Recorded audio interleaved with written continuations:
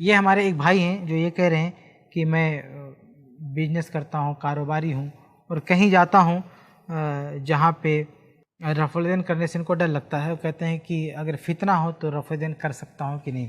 تو دیکھیے شاید ایسی جگہیں بہت کم ہوں کہ جہاں پہ رفع الدین کرنے پر کوئی فتنہ ہوتا ہو.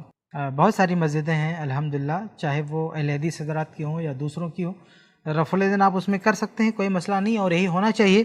مسجدوں میں اس طرح کی کوئی سختی تشدد نہیں ہونا چاہیے. لیکن اگر واقعتاً ایسا کچھ ہے کہ آپ کو اپنی جان کا خطرہ ہے، وہ آپ کو مار ڈالیں گے، یا ایسا کچھ ہے، تو پھر فتنے کا خوف ہے تو چلیے ٹھیک ہے، آپ رفع الدین ترک کر دیے کسی خوف کی وجہ سے، تو اس کی گنجائش ہو سکتی ہے. لیکن اس سے بہتر یہ ہے کہ آپ ایسی جگہ پہ نماز پڑھیں جہاں پہ آپ کو ایسی کوئی دشواری کا سامنا نہ ہو. لیکن بہرحال اگر مجبوری ہے تو جماعت کی بھی اپنی جگہ پر ایک اہمیت ہے.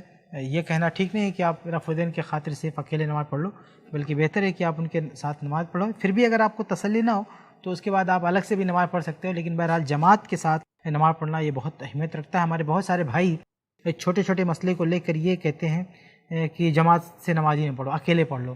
ٹھیک ہے، اکیلے پڑھ لو آپ، لیکن جماعت مت ترک کرو، کیونکہ نماز کا جو سیٹ اپ ہے وہ جماعت کے ساتھ ہے. جماعت کے بغیر نماز کا کوئی تصور ہی نہیں ہے، الا کہ کوئی مجبوری ہو، کوئی مسئلہ ہو، آدمی مجبور ہو تو الگ بات ہے.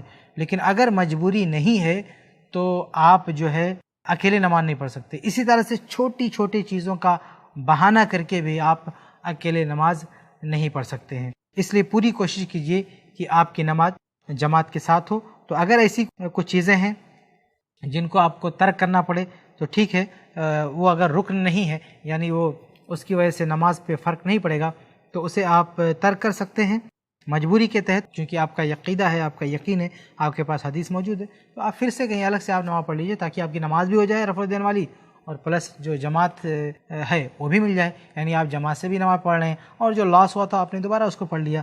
تو اس طرح سے آپ یہ عمل اختیار کر سکتے ہیں. تو اس طرح سے آپ کی جماعت بھی نہیں فوت ہوگی، اور رفع الدین اگر آپ اس کو کرنا چاہتے ہیں تو اس کا ثواب بھی آپ کو مل جائے گا. لیکن آپ اگر 2 بار نماز نہیں پڑھ سکتے، اتنا آپ کے پاس وقت نہیں، اتنی حوصلہ نہیں دکھا سکتے، تو بہتر آپشن یہ ہے ان دونوں میں کہ آپ جماعت سے نماز پڑھیں، گرچہ آپ کو رفع الدین کی قربانی دینی پڑے، کیونکہ وہ بہت زیادہ اہمیت ہے. جماعت کے ساتھ نماز کرنا یہی اصل نماز ہے. امید ہے کہ بات آپ کے لیے واضح